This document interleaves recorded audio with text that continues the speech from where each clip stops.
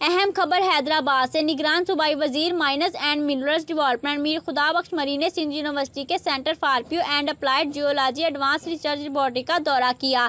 इस मौका पर डायरेक्टर डॉक्टर रफीक अहमद अशारी ने एडवांस रिसर्च लेबॉरेटरी से मुतल्लिक तफसीली आगाही दी। निगरान सूबाई वजीर ने सिंध यूनिवर्सिटी के जियोलॉजी कॉन्फ्रेंस हॉल में vice chancellor Sindh university Mohammad Sadiq Kalhoro और दीगर प्रोफेसर से मादनियात से मुतल्लिक एक इजलास मुनक्कद किया।